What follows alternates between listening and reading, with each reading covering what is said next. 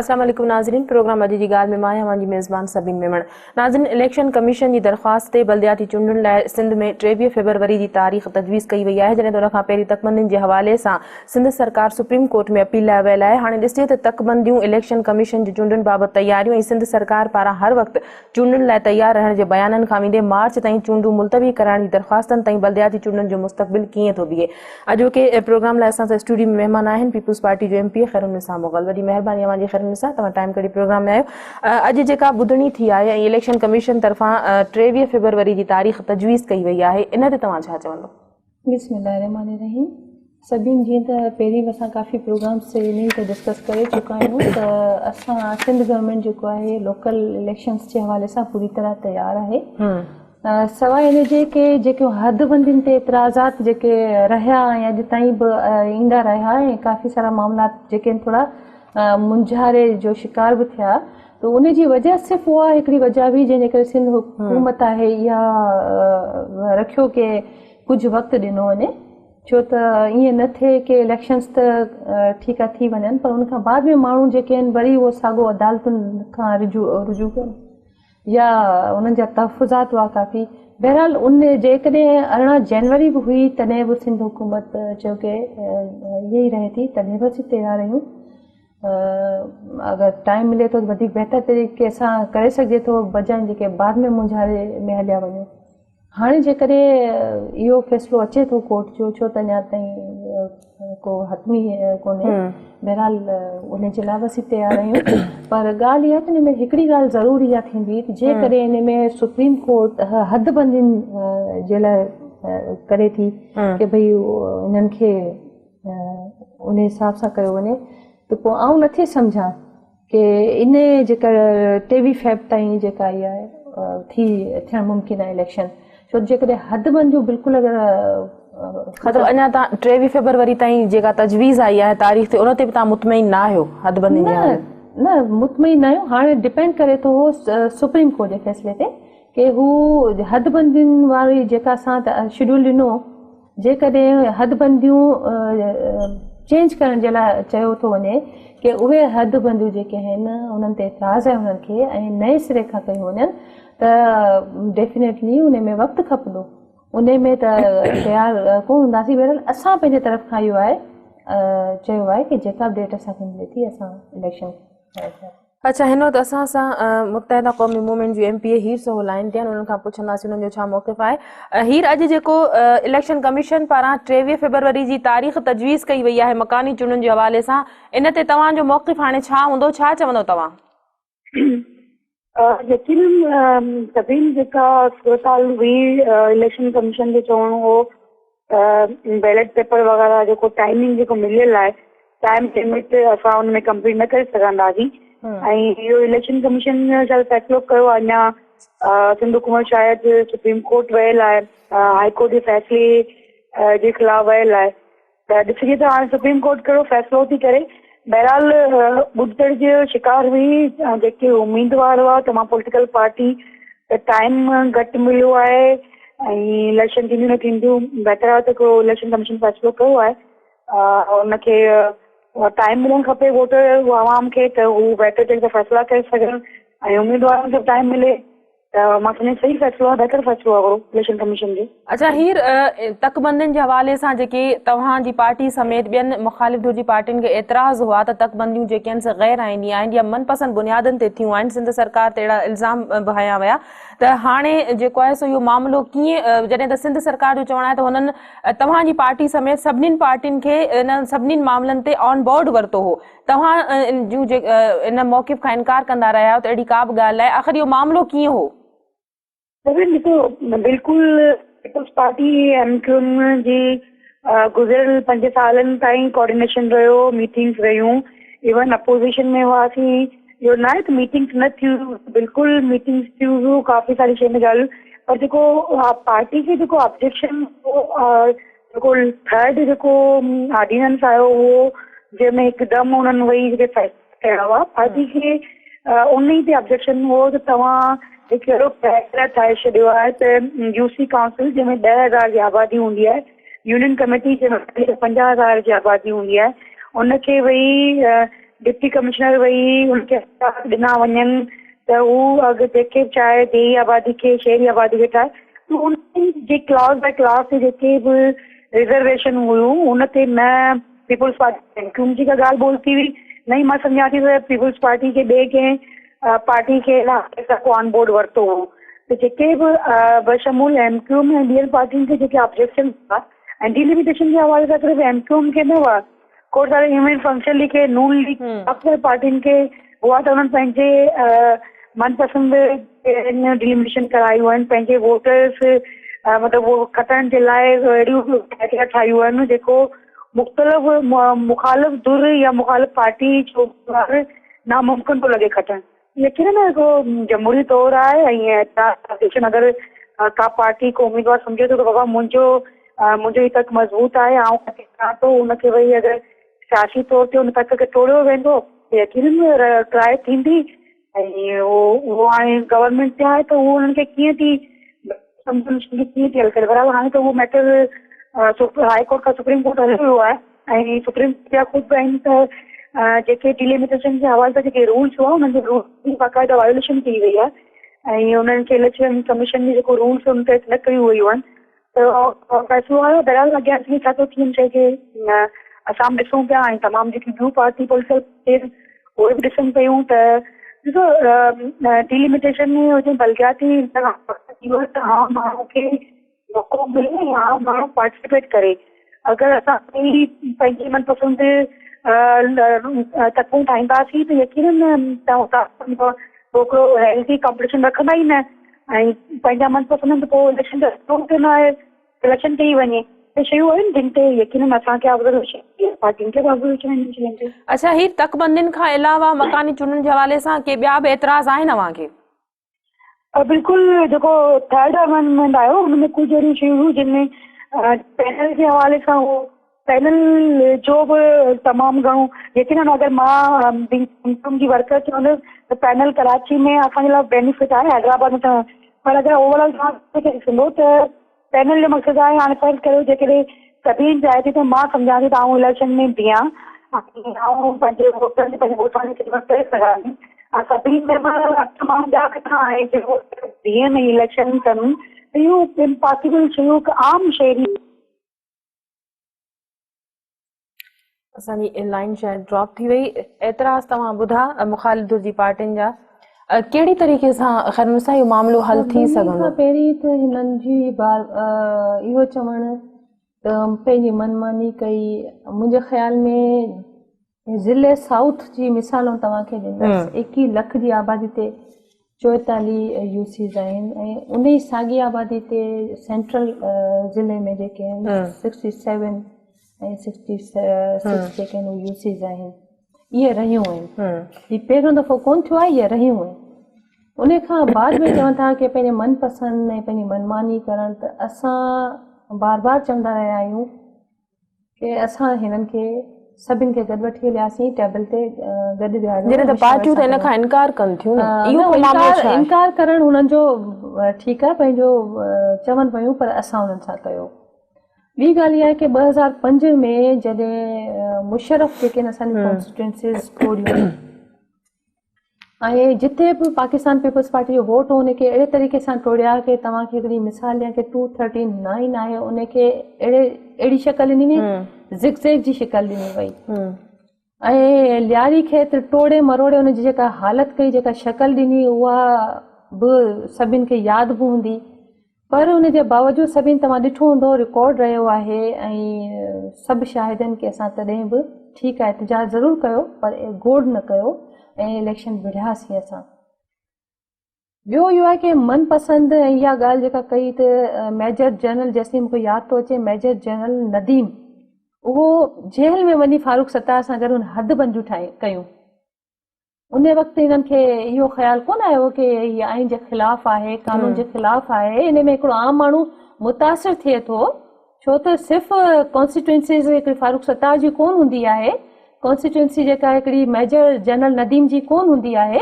ॿियूं बि सभु जमायतूं हूंदियूं आहिनि जिन्हनि जा माण्हू हिते विढ़ंदा आहिनि जमायती बुनियादनि ते इलेक्शन्स थींदा आहिनि उन वक़्तु बि इहो ख़्यालु तव्हां हिकिड़ी रवायत क़ाइमु करियो हा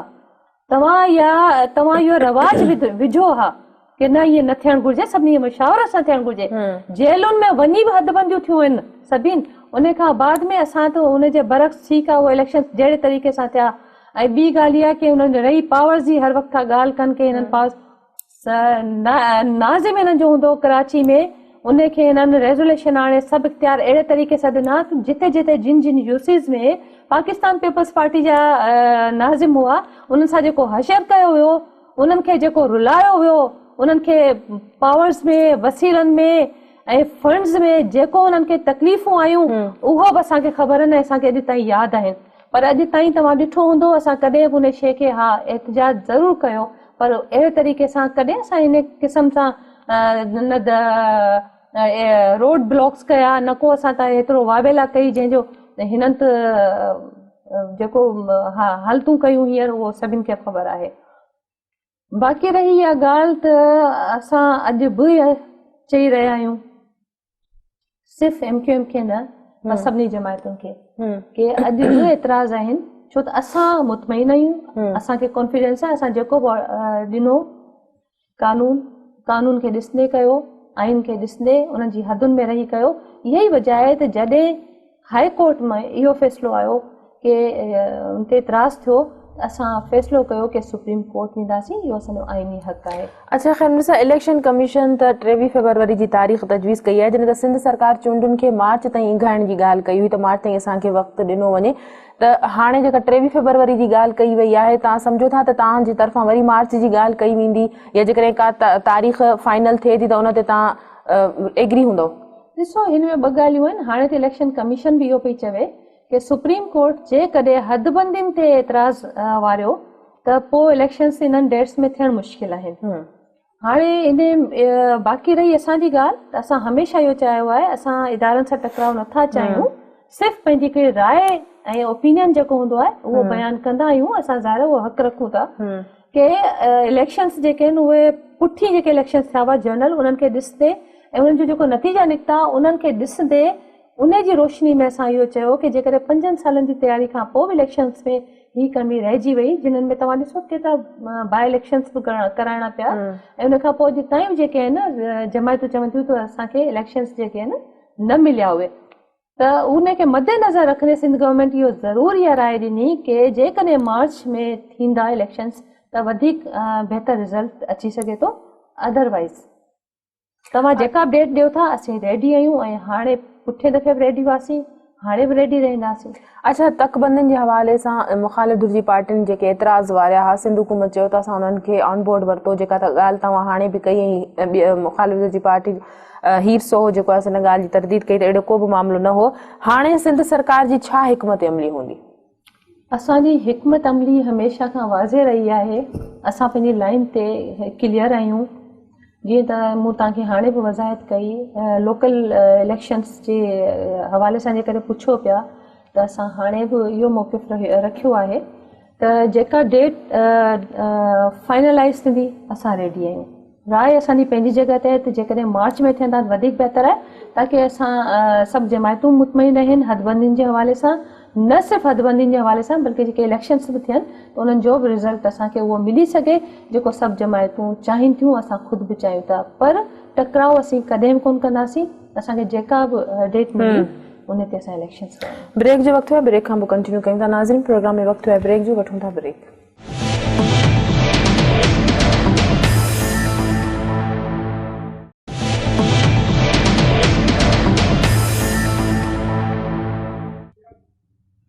वेलकम बैक नाज़रीन। हिन वक़्तु असां फंक्शनल लीग जा MP जा मदद अली ख़ान लाइन ते आहिनि, उन्हनि जो मौक़िफ़ बि मालूम कंदासीं। जाम साहब, अॼु जेका 23 फरवरी जी तारीख़ तजवीज़ कई वई आहे मकानी चूंडुनि जे हवाले सां इलेक्शन कमीशन तरफ़ां, इन ते तव्हां छा चवंदव? तव्हांजी पार्टी जो कहिड़ो मौक़िफ़ हूंदो? ॾिसो, असांजी पार्टी जो मौक़िफ़ आहे त बल्दियाती इलेक्शन थियणु खपनि, पर जेके थियनि उहे शाफ़ ऐं शफ़ाफ़, फेयर ऐं फ्री इलेक्शन थियनि। इन में जेके कानूनी पेचीदगियूं तकबंदियूं करे हिननि कयूं आहिनि उहे हल्का बंदी सही दुरुस्त थियणु खपनि। हल्का बंदियूं मुनासिब कोन थियूं आहिनि, सही कोन्हनि, ऐं उहे वन साइडेड तरीक़ा हल्का बंदी कई वई आहे। ॿिए नंबर ते जेके पैनल सिस्टम आहे या अपोज़िशन जो को रोल कोन्हे, अहिड़े क़िस्म जा जेके एतिराज़ात आहिनि उहे सभु दुरुस्त थियनि ऐं सही तरीक़े सां अहिड़े तरीक़े सां इलेक्शन थिए जो पब्लिक उन इलेक्शन में फुल हिस्सो बि वठे ऐं आम माण्हूअ जो भलो बि थिए, आम माण्हूअ जी नुमाइंदगी बि थिए, हरू भरू माण्हुनि खे पार्टियुनि जी मोहताजी बि न थियणु खपे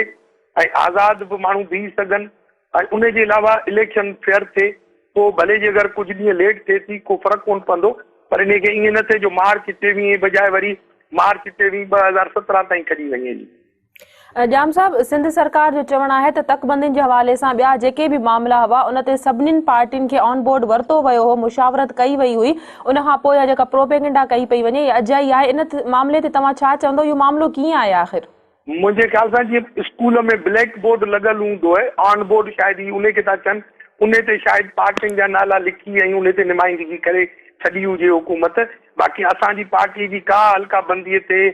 लोकल बॉडीज़ जे सिलसिले में का असां सां मुशारत कान कई वई आहे ऐं असांखे को बि सलाह में कोन खयो वियो। जे असांखे सलाह में खयो वञे हा, असांखां सलाह वरिती वञे हा त असीं सुठियूं सलाहूं ॾियूं हा। असीं हल्का बंदियुनि में अॼु बि डिमांड था करियूं त जुडिशियल कस्टडीअ में जजनि जी जेको आहे सो सरबराही में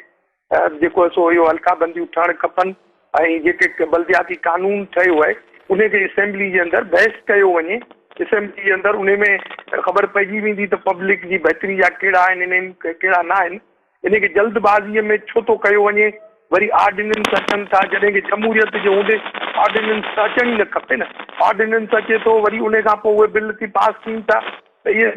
आवाम सां मज़ाक आहे। ऐं जे अगरि असीं आवाम जी भलाई जो कमु करियूं था त असेंबलीअ में जीअं रूटीन में बिल अचे थो, जीअं बहस थियनि था, वरी जेके एतिराज़ात थियनि था त उहे कमेटियुनि में वञी वरी उते दूर था थियनि। उन में आवाम जो एतमाद बहाल थिए थो। हिते कंहिंखे बि एतमाद में कोन वठो वियो आहे ऐं पंहिंजी मर्ज़ीअ ते जेको आहे सो सरकार कयो आहे ऐं असांखे कतई कोन ऑन बोर्ड कयो वियो, न को असांखां सलाह वरिती वई। जाम साहब, सुप्रीम कोर्ट में सिंध सरकार पारां बि अपील दाख़िल कई वई आहे जंहिंजी ॿुधणी 27 जनवरी ते थींदी, त कोर्ट जे फ़ैसिले अचण ताईं जेके मामला आहिनि तकबंदियुनि जे हवाले सां या ॿिया जेके मकानी चूंडुनि जे हवाले सां एतिराज़ आहिनि, उन्हनि मामलनि जो फ़ैसिलो अचण ताईं इंतज़ारु कयो वेंदो या सिंध सरकार पारां जेका कमेटी ठाही वई आहे जेकॾहिं उन राब्तो कयो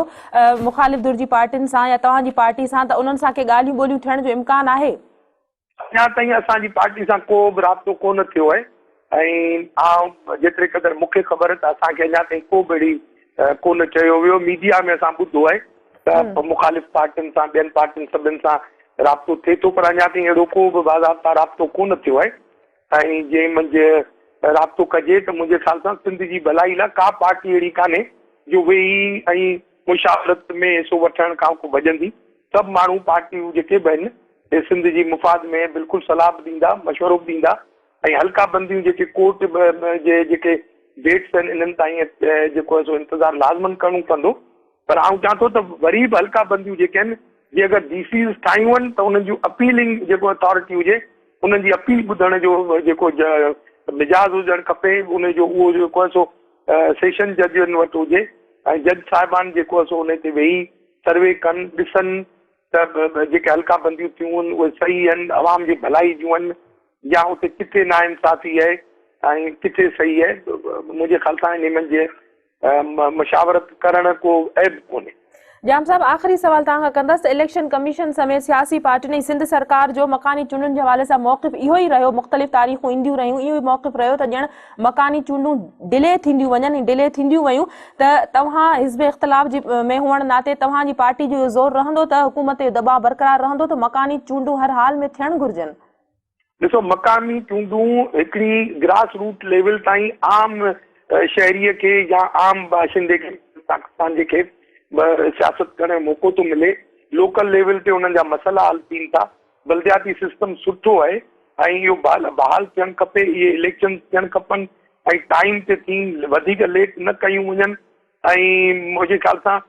पीपुल्स पार्टी शायदि पहिरीं खां वठी इलेक्शन नथी कराइण चाहे, तॾहिं त हेतिरा वक़्तु लॻी वियो जो अञा ताईं कानून साज़ी कान थी आहे, अञा ताईं को बि अहिड़ो पॉज़िटिव शइ न थी सघी आहे। ऐं हींअर पीपुल्स पार्टी खे खपे त थोरो संजीदगी सां इन इशू खे खणे ऐं पीपुल्स पार्टी खे जे अलाह सां मौक़ो ॾिनो आहे त पीपुल्स पार्टी खे खपे त बल्दियाती सिस्टम खे हिकिड़ो अहिड़ो सुठो सिस्टम ठाहे अवाम लाइ पेश कयो वञे जो माण्हू इन पीपुल्स पार्टी खे, हुकूमत खे पोइ यादि रखनि। महिरबानी अमां जी। मुंहिंजे ख़्याल में जाम साहब खे थोरो इहो विसरनि पिया त हींअर इशू इलेक्शन जो मुलतवी कराइण जो या डिले कराइण जो इशू जेको आहे पाकिस्तान पीपल्स पार्टी जो कोन्हे जो पर ॻाल्हि फिरी सिरी अचे थी की हिननि खे करिणो इहो आहे की पाकिस्तान पीपल्स पार्टी खे डिफॉल्टर ॾेखारिणो आहे उनजे जेको हिकिड़ो इमेज आहे त उन जे लाइ छो त हाणे मूंखे तमामु घणो अजीब लॻो त हींअर इशू हले पियो त पहिरीं त हाई कोर्ट जे तरफ़ खां एतिराज़ उन खां बाद में जेको आहे हाणे वरी जेका डेट मिली आहे उहा बि मुंहिंजे ख़्याल में त सिंध गवर्नमेंट कोन ॾिनी आहे पाकिस्तान पीपल्स पार्टी जे तरफ़ खां कोन मिली आहे ऐं पाकिस्तान पीपल्स पार्टी पहिरीं बि इहो चयो की सिर्फ़ु हिकिड़ी राय ॾिनी पर उनजे बावजूद बि चयो जेकॾहिं इलेक्शन्स थियनि था त असीं तयारु आहियूं कराइण में ऐं हाणे बि असांजो मौक़िफ़ इहो आहे की इहे इलेक्शन्स ज़रूरु थियणु घुरिजनि छो त असां ख़ुदि बि चाहियूं था की हेठी सतह ताईं जेको माण्हू आहे आम माण्हू आहे उहो जेको तकलीफ़ में न हुजे ऐं जेको इख़्तियारनि जी जेका आहे विरासत अहिड़े तरीक़े सां थिए की उन्हनि खे बि फ़ाइदो पहुचे पर हाणे ॻाल्हि ॿुधो न हाणे ॻाल्हि इहा आहे की हींअर तव्हां सिर्फ़ु इहो ॾिसो की साफ़ नज़र अचे पियो की हींअर इशू पाकिस्तान पीपल्स पार्टी जे तरफ़ खां न आहे पाकिस्तान पीपल्स पार्टी इहो चाहे पई पर बार बार उन खां बाद में बि इहा ॿारणी कई ॻाल्हि कई थी वञे जीअं मूंखे तमामु वॾी हैरत थी की जाम साहब वरी चयो की फिरी सिरी वरी ॻाल्हि इहा कई की पाकिस्तान पीपल्स पार्टी इलेक्शन नथी कराइणु चाहे त अजीब मज़ाक आहे खेसि ॻाल्हि आहे बहरहाल ठीकु आहे वॾा आहिनि जेको वणेनि उहे चवनि पर आऊं वरी खणी उन्हनि खे इतला जे लाइ ॿुधाए छॾियां की सभिनी जमायतुनि वांगुरु पाकिस्तान पीपल्स पार्टी बि हाणे इंतज़ार पई करे कि हाणे सुप्रीम कोर्ट छा बि फ़ैसिलो ॾे। अच्छा पर इहो सवाल जेको मां जाम साहब सां बि कयो ऐं तव्हां खां पुछंदमि त इलेक्शन कमीशन समेत सियासी पार्टियूं या सिंध सरकार मकानी चूंडनि जे हवाले सां मुख़्तलिफ़ जेके तारीख़ूं ईंदियूं रहियूं उन्हनि ते मुख़्तलिफ़ मौक़िफ़ पंहिंजा ॾींदी रही ऐं अहिड़ी सूरत हाल थींदी रही ॼण त मकानी चूंडूं डिले थींदियूं वञनि छा अहिड़ो तासुर न पियो आयो? भाई हाणे तव्हां ॾिसो जे इदारे जो जेको कमु हूंदो उन कयो ठीकु आहे न जंहिंखे लेजिस्लेशन करणी हूंदी आहे लेजिस्लेशन कंदो जंहिंखे एडमिनिस्ट्रेशन जो हलाइणो हूंदो उहो एडमिनिस्ट्रेटिव साइड जेके मामलात हलाईंदो असां हिकिड़ो शेड्यूल ठाहे ॾिनो तव्हांखे उन खां बाद में जेकॾहिं उन में रंडक अचे थी उन में असांजी का कोताही कोन्हे हाणे उहे जेके इतराज़ात थी असांखे वापसि मिलनि था उन जे जवाब में असांखे छा करिणो आहे असां त चाहियूं पिया की जेको शेड्यूल आहे उन ते इलेक्शन्स थियनि हाणे इतराज़ात हिननि जे तरफ़ खां आहिनि हाणे हू मामलात हुतां हल कनि असां इंतज़ार में आहियूं जेको डेट हू ॾींदा असां कराईंदासीं जेकॾहिं डिले थिए पियो जेकॾहिं डिले थिए बि पई त तव्हां ॾिठो हूंदो त असांजे तरफ़ खां का डिले कोन्हे असां टाइम ते उन्हनि खे ॾेई छॾियो आहे शेड्यूल पंहिंजो जेको बि निज़ाम असांखे ठाहिणो हो ऐं बार बार असीं चवंदासीं ऐं असां अॼु बि कॉन्फिडेंस असांखे आयो उन में की असां कानून ऐं आइन खे ॾिसी ऐं माण्हुनि जी जेके बि महरूमियूं रहिजी अहसास महरूमी जो शिकार हुआ केतिरा माण्हू उन्हनि खे मद्देनज़र रखंदे असां हिकिड़ो जामे निज़ाम ॾिनो आहे हाणे कमु इहो त इलेक्शन कमीशन जो कमु आहे इलेक्शन कराइणु हाणे उन खां बाद में असांजी ज़िम्मेदारी आहे असां पंहिंजी पूरी कई हाणे हुननि जो कमु आहे। ब्रेक जो वक़्तु आहे ब्रेक खां पोइ कंटिन्यू कयूं था नाज़िन प्रोग्राम में वक़्तु आहे ब्रेक जो वठूं था ब्रेक।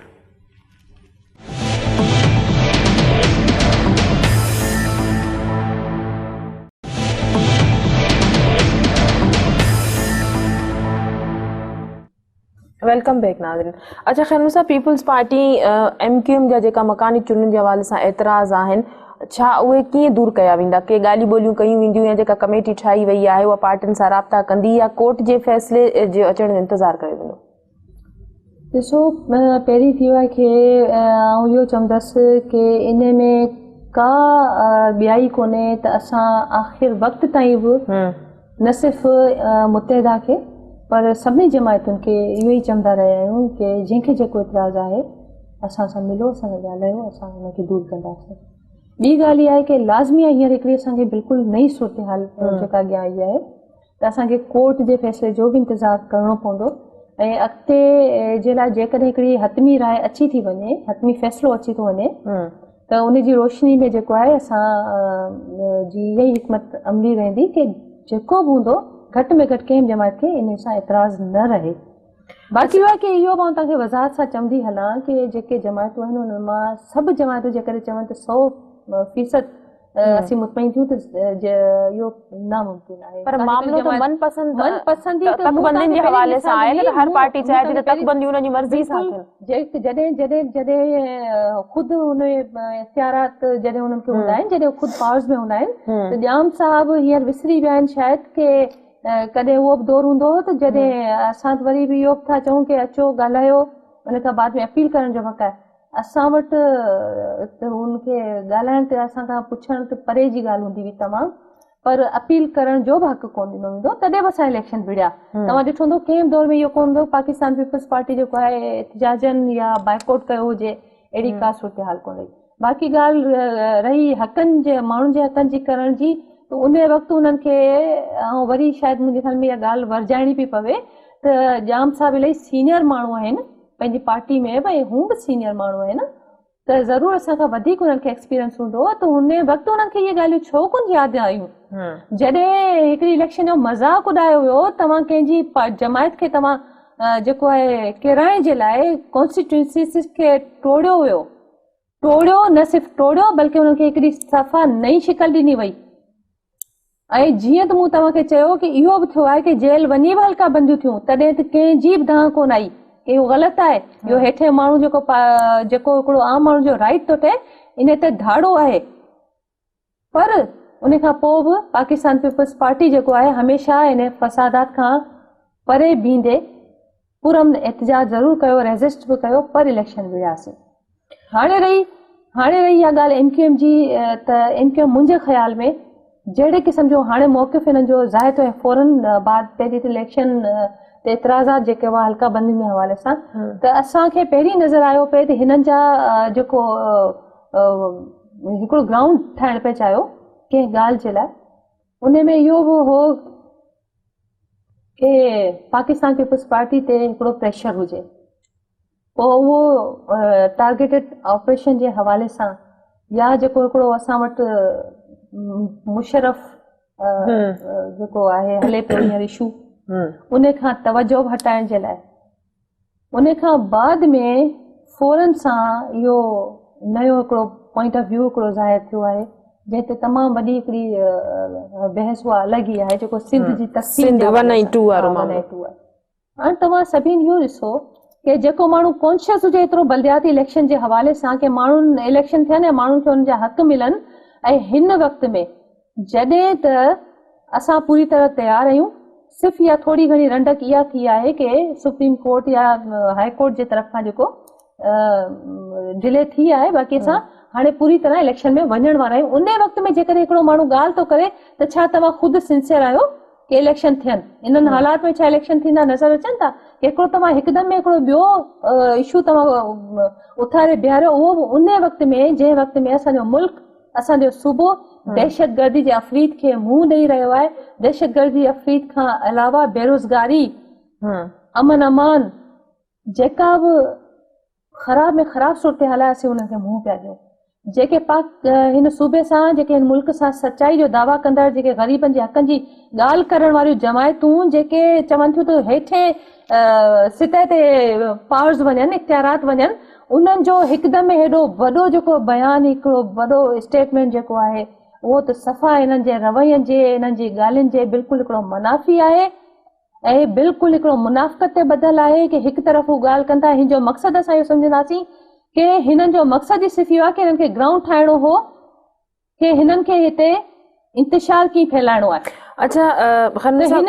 वरी सभिनी इहा ई ॻाल्हि कंदसि बार बार कि जेकॾहिं जाम साहब इहो ई चयो आहे, MQM जो बि मौक़िफ़ इहो आहे त हिननि खे सिर्फ़ु हींअर इहो इंतिशार फैलाइणो आहे, सिर्फ़ु पाकिस्तान पीपल्स पार्टी जो नालो पियो इस्तेमालु कयो वञे। असां पंहिंजी लाइन ते आहियूं, असांजो मौक़िफ़ बिल्कुलु क्लियर आहे ऐं इन खां वधीक कहिड़ो क्लियर मौक़िफ़ हूंदो कि असां कॾहिं बि हिकिड़ी ज़ोर आवरी कोन ॾेखारी आहे कि जेको असां डेट पिया चऊं, जेको असां महीनो पिया चऊं, ज़रूरु हिते थींदो, न त असीं इलेक्शन कमीशन जो या असां सुप्रीम कोर्ट जे लाइ एहतिजाज कंदासीं। पर असां बिल्कुलु पूरम तरीक़े सां रेज़िस्ट बि कंदा आहियूं ऐं उन खां बाद में राय ॾिनी आहे कि ठीकु आहे, असांखे वक़्तु ॾिनो वञे, उन में बहितर तरीक़े सां इलेक्शन्स थी था सघनि। अदरवाइज़ असां रेडी आहियूं, असां त ॾियण जे लाइ तयारु आहियूं। पर तव्हां हिननि जमायतुनि खां पुछो, छा तव्हांजो ज़हन ख़ुदि रेडी आहे? तव्हां छो त पंहिंजे दौर में बि जेको करे चुका आहियो उहो बि तव्हांजे साम्हूं आहे। हींअर बि मूं 2 दफ़ा इहा ॻाल्हि वरजाई आहे। तव्हां मूंखे उन्हनि ॻाल्हियुनि जो जवाबु ॾियो। असीं बि तव्हां खां सवाल करियूं पिया त उन वक़्त में तव्हांखे उहो माण्हुनि जा इख़्तियारात नज़र कोन आया जॾहिं तव्हां उन्हनि जूं कॉन्स्टिट्यूंसीज़ तोड़ियूं, जॾहिं तव्हां इख़्तियार रेज़ोल्यूशन सभिनी इन्हनि कयो हो करारदाद इन के सिर्फ़ु नाज़िम जेको आहे हिननि जो उन्हनि खे इख़्तियारात मिलनि ऐं उन जे लाइ पोइ जेके हिननि जेको तंग कयो यूसी नाज़िम खे इहो बि सभिनी खे ख़बर आहे। अच्छा, बल्दियाती इदारा बुनियादी जमहूरियत जो थंब हूंदा आहिनि, सियासी पार्टियुनि खे कहिड़नि माण्हुनि खे तरजीह ॾियणु खपे? ॾिसो, सियासी माण्हुनि खे तरजीह जेका ॾियणु घुरिजे उनखे असां तरजीह ॾियूं। हिकिड़ो आम बिल्कुलु जेको माण्हू आहे उनखे का रोक टोक कोन्हे, जेको पंहिंजे हल्के में बीहे थो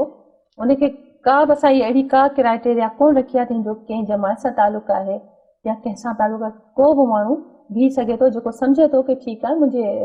पंहिंजे हल्के में जेकॾहिं आउं अची वियसि इलेक्ट थी त आउं माण्हुनि जा मसाइल हल करे सघंदसि, उनजे लाइ का आहे कोन केरु बि बीह सघे। अच्छा, आख़िरी सवाल तव्हां खां त चूंडूं आज़ाद शफ़ाफ़ ऐं मुनसिफ़ाणी थियण जूं जेके ॻाल्हियूं कयूं थियूं वञनि मुख़्तलिफ़ पार्टियुनि पारां, अपोज़िशन जी पार्टियुनि पारां एतिराज़ वारा हुआ त चूंडूं मकानी चूंडूं जेकॾहिं थियनि थियूं एतिरनि सालनि खां पोइ त मुनसिफ़ाणियूं थियनि, शफ़ाफ़ थियनि, इलेक्शन हुजे, सिलेक्शन न हुजे त कहिड़ा क़दम खणण जी ज़रूरत आहे? अदी हाणे इन में इहो आहे की हू तव्हांखे पहिरीं ॿुधायो की हिकिड़ी साइड हूंदी आहे लेजिस्लेशन, हिकिड़ी एडमिनिस्ट्रेशन। असां पंहिंजो कमु जेको आहे पंहिंजी ज़िमेदारी सां कयो आहे ऐं कंदासीं ऐं उन में असीं चाहींदासीं।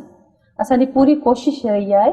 ऐं असांजी मशावरत बि इन ते हले पई। असीं ख़ुदि बि चाहींदासीं, ज़ाहिर असां ख़ुदि जा माण्हू बि इलेक्शन में बीहंदा त साफ़ ऐं शफ़ाफ़ इलेक्शन्स थियनि ताकी वरी कंहिं माण्हू खे कंहिं अदालत में वञण जे लाइ न सोचे की हाणे मूंसां ई थी चुको आहे ऐं मूंखे त उन में बाक़ी रही ॻाल्हि आहे की हिन में सभिनी खे पंहिंजो पंहिंजो किरदारु निभाइणो आहे। हाणे उन में सभई पंहिंजो किरदारु निभाइनि। ऐं त उहो ई चवंदसि छो त कंहिं हिकिड़ी जमात जे या हिकिड़ी हुकूमत सिंध हुकूमत जी ज़िमेदारी कतई या कोन थी सघे। असां उन्हनि खे पॉलिसी ॾींदासीं, असां शेड्यूल ॾींदासीं, असां हथुल इम्कान कोशिशि कंदासीं कि एडमिनिस्ट्रेशन खे बाउंड कंदासीं कि फ्री एंड फेयर इलेक्शन थियनि ताकी हिकिड़ो आम माण्हू बि इलेक्शन में इलेक्ट थी अचे ऐं जंहिं मक़सद जे लाइ इलेक्शन थियनि पिया, घटि में घटि इहो ज़रूरु असांजो पॉइंट ऑफ व्यू आहे कि जंहिं मक़सद जे लाइ पिया थियूं। छो त असां बि इहो था चाहियूं कि इलेक्शन सिर्फ़ु इलेक्शन न थियनि ऐं न ई सिलेक्शन थियनि, सिर्फ़ु नालो में इलेक्शन न हुजनि, बाक़ी पर माण्हू खे हा इलेक्शन लॻे कि हा इलेक्शन थियो आहे, उन में को बहितर रिज़ल्ट बि अचे, उहे माण्हू चूंडजी अचनि जेके आम माण्हू जेके माण्हुनि जे मसाइल खे उन सतह ते हल कराए सघनि। वॾी महिरबानी अमान जी, अॼोके प्रोग्राम लाइ टाइम कढी आयूं। नाज़रीन, अॼु जी ॻाल्हि प्रोग्राम जे वक़्त ते ख़तमु थो थिए। सुभाणे ताईं पंहिंजी मेज़बान सभिनी मेमण खे ॾींदा इजाज़त। अला वाहे।